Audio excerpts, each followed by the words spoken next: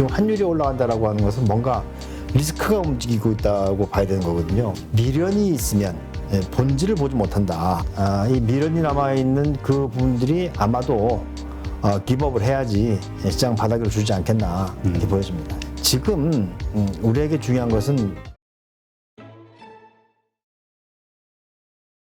오늘 모신 분은 세종사이버대학교 교수시죠. 강병욱 교수님 모셨습니다. 안녕하세요. 안녕하세요. 네.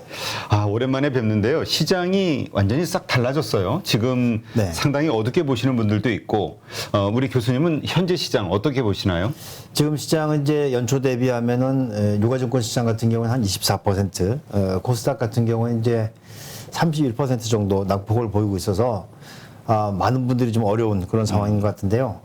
근데 지금 이제 이 시장을 둘러보면은 희망적인 이야기보다는 조금 암울한 이야기들이 더 많죠.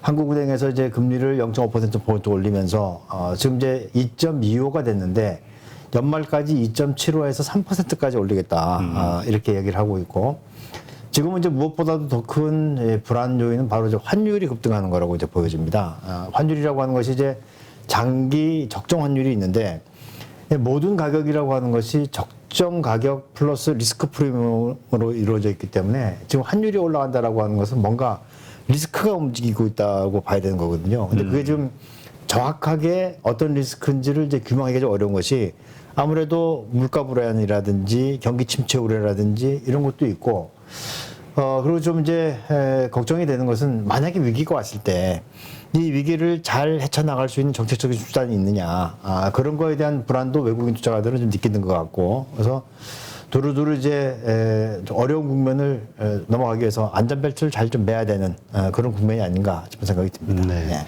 그럼 우리 교수님은 지금 시장 사실 고점 대비 30% 이상 지수가 조정을 받고 있는데 아직도 더 조정이 남아 있다 이렇게 보시나요? 왜냐면 지금 거의 마무리 단계로 보시는 분들도 있기 때문에. 저는 뭐 개인적으로 보면은 유가증권 시장을 기준으로 해서 2,400포인트 밑에는 그 저평가 영역으로 본다 이렇게 생각이 되는데요.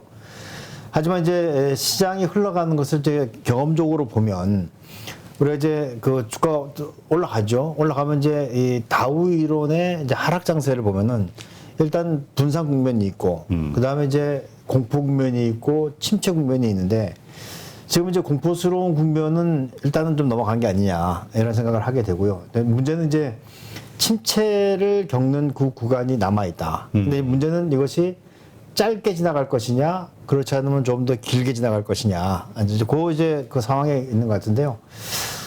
밸류에이션으로만 따져보면은 2,400m에서는 PER 10배 수준이고 PBR로 뭐 0.9배 정도, 9~5배 그 정도 수준이니까 이게 더 깨고 내려갈 거라고 이제 보지는 않지만 최근에 변수들이 좀 생기는 게 있는 것 같아요. 예를 들면은 지나치게 강한 달러라든지 뭐 이건 이제 역설적으로 바꿔놓고 보면은 원화가 이제 약세를 보이고 있고 지금 사실 미국하고 우리하고 지금 통화 수합이 체결이 안 된 상태거든요. 그렇죠. 이번에 이제 옐런 재무장관이 온다고 하는데 이때 그 통화 수합에 대해서 논의를 하겠다, 논의를 했으면 좋겠다라고 하는 것이 이제 한국은행 총재의 이제 이야기니까. 이제 했으면 좋겠다지 한다도 아니죠. 그렇죠. 그러니까 이건 이제 뭐 그 미국 쪽에서 이제 그 결정을 내려주는 거니까. 그리고 그거는 뭐 재무부의 역할이 아니라 연준의 역할이기 때문에 아마 그렇게 하기 위해서는 의회적인 승인도 받아야 될 겁니다. 그래서 그런 부분들이 좀 불안한 그런 부분이 남아 있다는 거 봐야 되겠죠. 예. 네. 그러니까 침체기로 보신다는 얘기는 그러니까 주가가 그래서 더 크게 더 밀리지는 않겠으나 그렇다고 반등하지는 못할 것이다. 그렇습니다. 좀 횡보의 구간이 길어질 것이다. 그러니까 이제 그 전에 그 생각하고 있던 거는 이제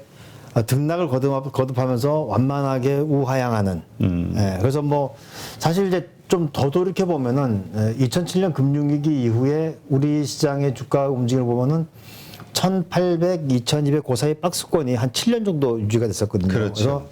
그래서 2,200포인트라고 하는 것은 굉장히 강력한 지지 역할을 해줄 수 있는 그런 라인이고 이게 이제 밸류에이션으로 보더라도 우리가 이제 그걸 깨고 내려갈 만한 특별한 요인은 없는 상황이죠. 근데 그걸 깨고 내려갔던 것이 바로 이제 코로나19 때 이제 팬데믹 선언하면서 갑자기 확 떨어지는 이제 그런 상황이었었는데 그거를 극적으로 깨는 시장이 없을 거라고 지금까지는 생각했었어요. 그래서 뭐 이게 좀 6개월이든 1년이든 저기 그 늘어지는 그런 시장을 생각했었는데 최근에 이제 새롭게 등장한 이제 그 환율의 움직임이라든지 이런 보면은 한 번 정도 충격은 있지 않겠는가. 뭐 대체로 그 정도면 이제 그 하락하는 조정은 마무리되고 다시 이제 그 추스리기 위해서 좀 뭔가 좀 이제 횡보하는 그런 구간은 충분히 남아 있다 이렇게 생각이 됩니다. 네.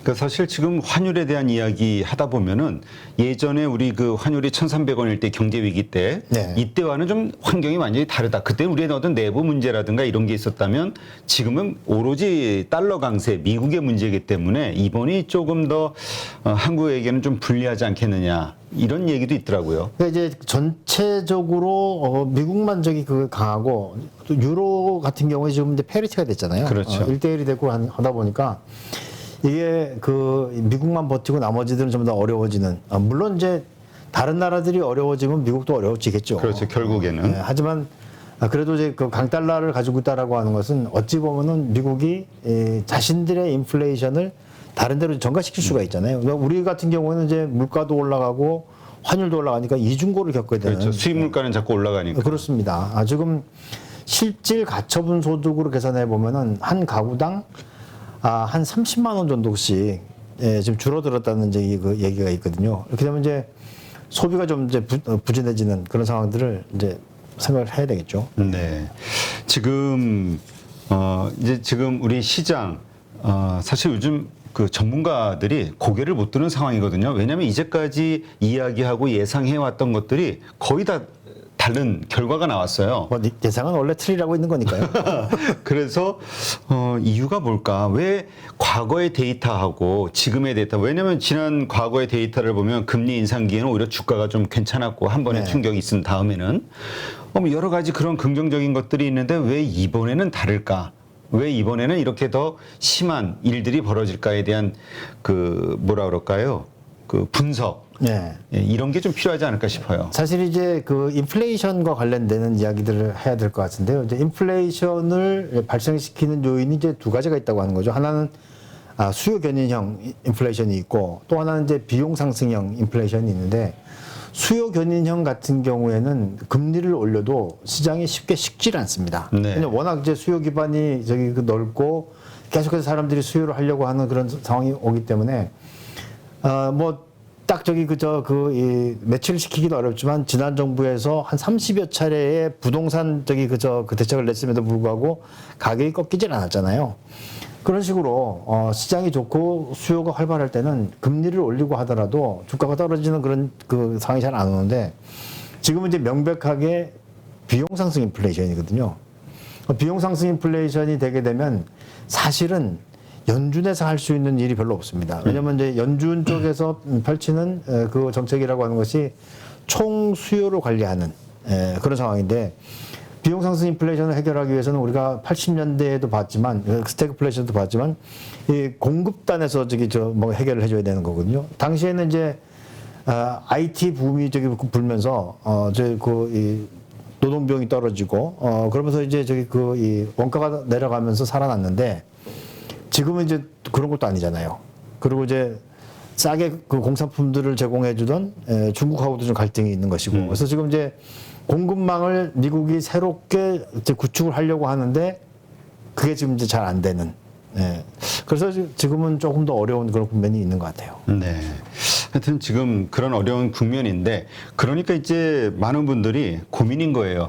왜냐하면 이게 갑작스럽게 다가왔기 때문에 다들 웬만하면 30~40%씩 다 물려있단 말이죠. 그렇습니다. 뭐 반토막 난 케이스도 많고 반토막은 좀 심하고 한 30~40%는 지수가 떨어졌으니까 50%도 많습니다. 왜냐하면 작년 하반기에 뭐 메타버스니 NFT니 막 열풍이 있었잖아요. 개인 투자자들이 좋아했던 주식들 이거는 막 고점 대비 70%까지도 빠진 것들이 허다해가지고 그러니까 문제는 뭐냐면 뭐 어떤 주식이 됐건 뭐 30~40% 이상 물렸다고 치고요. 그러니까 이 말씀 우리가 앞으로도 침체기가 더 있을 거라고 봤을 때 그럼에도 불구하고 내가 들고서 버틸 것이냐 아니면 지금이라도 팔고 일단 더 싼 가격에 살 거를 준비해야 되느냐. 근데 지금 30~40%도 많게는 50% 정도 손해가 나 있는 상태에서 팔라고 하면 누구도 쉽게 손이 나가지 않는 그런 상황이 될 것 같은데요. 우리가 이제 그 주식을 가지고 있는 경우 이제 나눠봐야 될 것 같아요. 현금 여력이 있으신 분들하고 그리고 저기 그 주식을 가지고 있는 사람들 지금 구분해서 보면 먼저 이제 주식 가지고 계신 분들 상황을 보면은 사실은 이제 장기 투자가 어쩔 수 없이 된 거 아닙니까? 그렇죠. 의도하지 않은. 의도하지 않은 장기 투자가 됐는데 이럴 때 그냥 가만히 두고 있으면 이거는 사실 투자를 하는 것이 아니고 방치를 하는 그런 결과가 된다는 얘기죠. 지금 사실 주식을 옮겨 타기도 어렵고 그리고 주식을 뭐 팔아서 현금을 챙기기 상당히 어려운 그런 부분들인데 이때 우리가 생각해야 되는 건 이제 앞으로 만약에 장이 살아난다면 그럼 이제 어느 쪽이 좋아지겠는가를 먼저 따져보는 거죠. 경기가 흘러가는 방향이라든지 그렇지 않으면 이제 실적이 빨리 살아날 수 있는 쪽으로 종목 교체는 해주는 것이 필요하지 않겠나. 그러니까 오늘 팔고 이제 바로 사면 크게 저기 손해가 나는 건 아니니까 그렇게 해서 저기 포트폴리오를 좀 교체하는 그런 이 방법이 일단 있을 것 같고요.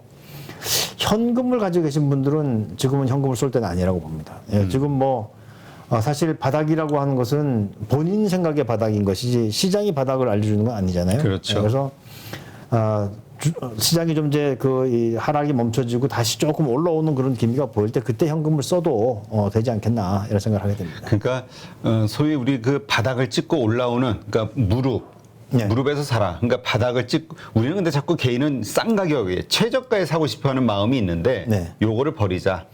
그러니까 이제 증시 속설에 바닥과 천정은 새색시의 치마폭처럼 왔다 간다 이런 얘기가 있거든요. 왜 그런 표현을 쓰는 거죠? 이해가 잘 안 돼서. 최근에는 이제 이 민주화되고 그 식구들끼리 다 저기 자유로우니까 새색시들도 쿵쿵쿵쿵쿵 다니잖아요. 네. 근데 과거에 뭐 저희 부모님 세대만 하더라도 저기 시부모님을 모시고 살면은 치마자루 소리가 들릴까봐 사뿐사뿐 걸어간다 이거죠. 조심스럽게. 아무도 모르게 제 시부모 저기 문 앞에 저기 뭐 자리길 놓고 간다든지. 그러니까 이제 새색시의 치마폭이라고 하는 것은 정말 조심스럽고 아무도 몰래 왔다 간다. 그래서 바닥과 천정을 맞추는 것은 어려운 일이죠. 예. 그러니까 지금은 바닥을 확인하고 올라오는 무릎 정도 시점에서 가지고 있는 현금을 사용하자. 그래도 제가 충분하다고 봅니다. 예. 알겠습니다.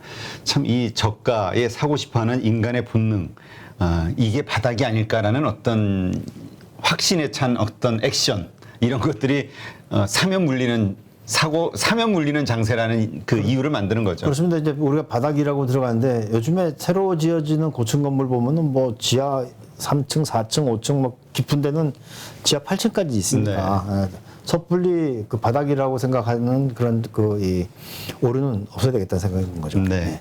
지금 그렇다면 지금 달러 강세이지 않습니까? 네. 그러니까 미국 시장도 이제 많이 조정을 받았는데 미국 시장에 대해서는 어떻게 보세요? 왜냐하면 미국 시장의 어떤 결과에 따라서 우리가 더 빠질 수도 있고 맞습니다. 관계가 되니까. 이제 그게 하나의 고민 포인트인데요. 우리 시장은 사실 더 밀릴 데는 없다고 봅니다. 네. 지금 뭐 그 사이에 우리 경제가 저기 더 커진 것도 있고 그리고 또 그 기술적으로나 아니면 밸류에이션 측면에서 보면은 대체로 2,400 밑에 지금 뭐 2,300 초반대니까 이 정도면 저평가 영역이 있다고 보는데 미국 시장은 조금 다른 생각이에요. 왜냐하면 미국 시장은 2008년 이후에 한 15년 정도를 단 한 해도 조정을 받지 않고 계속 올라왔단 말이죠. 그래서 뭐 지금 뭐 마이클 벌이나 이런 사람들 이야기 들어보면은 S&P 기준으로 1,800 간다느니 뭐 말도 안 되는 얘기 같지만 이게 절반을 뚝 잘라가지고 이야기하는 그런 경우도 있고 한데 미국 시장은 조금 더 조정을 받을 가능성이 있다. 하지만 그것이 이제 미국 시장이 과연 조정을 받았을 때 우리가 자유롭겠는가. 그렇죠. 그런 점 문제 고민이긴 한데요. 그래서 이제 조정이 좀 늘어지더라도 좀 길어질 가능성을 이제 배제할 수 없는 것이죠. 예. 요즘 그 서학개미로 표현되는 미국 주식에 투자하는 분들이 가장 많이 사는 종목들 오늘도 제가 그 신문기사 나온 걸 보니까 상위권에 레버리지가 있더라고요. 그러니까 이제 지금이 바닥이라고 생각하시는 분들도 많다는 얘기죠. 그게 이제 그걸 보면서 참 안타까운 것이 지금은 이제 사람들의 마음이 굉장히 급해져 있어요. 급해져 있는 것이 손해가 난 것을 빨리 회복하고도 싶고 이제 그런 적인 마음인데 제가 이제 최근에 어떤 글을 하나 쓰면서 미련이 있으면 본질을 보지 못한다. 이런 적이 이야기를 한 적이 있었거든요. 대표님도 저기 그 젊었을 때 미팅 많이 해보셨죠? 뭐 지금도 합니다. 우리가 이제 미팅을 하고 이제 애프터 신청을 했는데 네. 약속장소에 나갔단 말이에요. 네. 근데 이제 그 상대방이 안 와요. 그럼 미련을 가지고 1시간도 기다리고 2시간도 기다리고 그랬던 적이 있는데 근데 결국은 이제 그 속된 말로 까인 거거든요. 네. 그러니까 내가 미련이 남아 있으니까 아 내가 이 사람한테 딱지를 맞았다라고 하는 그 본질을 보지 못하는 그런 경우가 생긴단 말이죠. 그래서 시장에 지금 이제 미련이 많이 남아 있는 사람들이 많죠. 그래서 지금 최근에 주가가 급락했음에도 불구하고 신용 잔고가 줄질 않습니다. 그러게요. 이제 일시적으로 반대 매매로 좀 줄었다가 네, 네. 요 최근 또 며칠 증가하고 있더라고요. 그러니까 제가 여기 오기 전에 그 그래프를 한번 보고 왔는데 주가는 축 내려왔는데 신용 잔고는 이제 저기 그 옆으로 횡보하는 그런 부분이거든요. 이 얘기는 뭐냐면 시장이 밀리니까 또 신용을 들어가는 거예요. 그래서 아무래도 아직까지 시장에 미련이 남아 있는 투자자들이 많고 투자 심리적으로 본다면은 이 미련이 남아 있는 그 부분들이 아마도 기법을 해야지 시장 바닥을 주지 않겠나 이렇게 보여집니다. 근데 이렇게 생각하시는 분들도 있거든요. 결국에는 주가는 우상향한다. 그러니까 지금 아무리 힘들고 마이너스 30, 40이라 하더라도 인내할 수만 있다면 결국에는 시간이 1년이고 2년이고 흐르다 보면 최악의 경우 시간이 흐르면 결국 내가 산 가격은 올 것이다. 이상은 올 것이다. 100% 동의합니다. 근데 어떤 종목이냐가 중요한 거죠. 그러니까 이제 바닥을 치고 돌아설 때 그때까지 살아남아 있는 종목이라야 가능한 거죠. 근데 이제 대체로 보면 지금은 실적을 가지고 내성을 가질 수 있는 종목 쪽으로 가야 되는 것이 아니냐. 그래서 예를 들면 뭐 그 코스피 200 안에 들어있다든지 아니면 KRS 100 안에 들어있다든지 물론 그 종목들이 다 실적이 좋아지는 건 아니지만 그래도 지금까지 실적이 검증된 그런 기업들이거든요. 그러니까 지금 이제 뭐 메타버스라든지 그 사이에 성장주에 많이 투자했다가 상당히 이제 어려운 부분들이 있는데 아마도 이 815TV에서도 그 긴축에 들어갔을 때 성장주를 피하자라고 하는 저기 그 방송이 굉장히 많았던 걸로 제가 기억을 하는데 그때 저기 액션을 사실 취했었는데 그건 사실 어려운 일이고 그쵸. 그렇기 때문에 제가 이제 지금 많이 떨어졌더라도 종목을 바꿔가지고 나중에 그 복수할 수 있는 기회를 찾는 게 좋겠다 이렇게 말씀을 드리는 것이죠. 네. 그렇다면 지금 그렇게 물린 분들 입장에서는 왜냐하면 그냥 가만히 놔두면 아까 말씀하셨듯이 방치가 되고 뭔가 액션을 취해야 되는데 그렇다고 할 수 있는 게 비중을 줄이거나 아니면은 뭐 종목 교체를 한다는 건데 이게 말이 그렇지 이게 쉽지가 않잖아요. 그렇습니다. 네. 지금 이미 물려 있는 분들 입장에서 그래 결국 내가 그래 뭐 물린 거 한 번 실수한 건 어쩔 수 없다 치고 다시 다른 실수를 반복하지 않기 위해서는 지금 어떤 액션을 취해야 될 것이냐. 그렇죠. 이제 뭐 이제 그 열심히 이제 연구를 해야 되는 지금 이제 연구를 해야 되는 거죠. 왜냐하면 사람들이 주식시장이 어려워지면 만사구천하서 그렇죠. 아무것도 하지 않는 그런 경우가 생기는데요. 저는 이제 개인적으로 그 뭐 투자를 하는 분들하고 이야기 나눌 때 지금 우리에게 중요한 것은 독서다. 독서. 그러니까 지금은 책을 보면서 저기 이 어려운 시기를 지나가야 되는데 그 책을 통해 가지고 보다 보면은 뜬금없이 뭐 독서 이야기를 하는 게 아니고요. 큰 그림을 볼 수 있는 그런 그 내용이라든지 그렇지 않으면 이제 앞으로 세상이 어떻게 바뀌어 나가는지를 이제 봐야 되는데 제가 볼 때는 아마도 이 지금 상황이 좀 어렵긴 하지만 이 어려운 상황들이 1년이나 뭐 1년 반 정도 지나고 나면 다시 호전되면 그럼 다시 이제 경기 관련주 쪽으로 가게 되겠죠. 근데 이제 이때 고민을 해야 되는 것이 경기가 좋아지게 되면 제일 먼저 올라가는 것은 역시 운송 관련주입니다. 근데 생각을 해보면 이번 저기 그 코로나19 저기 그 국면을 지나면서 장이 올랐잖아요. 동학개미 운동. 네. 이때 가장 깃발을 들고 올라갔던 종목이 HMM이에요. 그렇죠. HMM은 바닥에서 한 20배 정도 올랐습니다. 그 종목이 1년 반 내에 다시 올라간다라고 하는 것은 좀 생각이 어려운 그런 상황인 거죠. 그렇다면 똑같은 상황이라면은 저기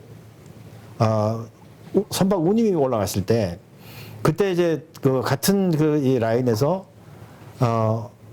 어디가 수혜를 받겠는가라고 보면은 전 개인적으로는 이번에 만약에 다시 그 사이클이 돌아온다면 뭐 조선이 올 수도 있고 그래서 그런 점들을 가지고 이제 좀 연구를 해나가는 것이 필요하지 않겠는가라는 생각이 들고요. 그리고 이제 코로나19 때문에 잠시 멈추긴 했지만 아무래도 보면 이제 뭐 지금까지 진행된 4차 산업이라든지 이런 것들이 계속해서 진행되겠죠. 그럴 때 어떤 그 종목들이 각광을 받게 될 것인지 이런 걸 지금 계속해서 발굴을 하고 있어야지 그래야지 되는 것이지 나중에 시장이 올라가고 나면 또 그때 가가지고 허겁지겁 따라다니다 보면은 안 되는 것이죠. 네. 누구나 1시간 안에 200개 종목에서 좋은 종목을 고를 수 있는 그런 능력을 배양할 수 있도록 제가 도와드리려고 그렇게 하고 있습니다.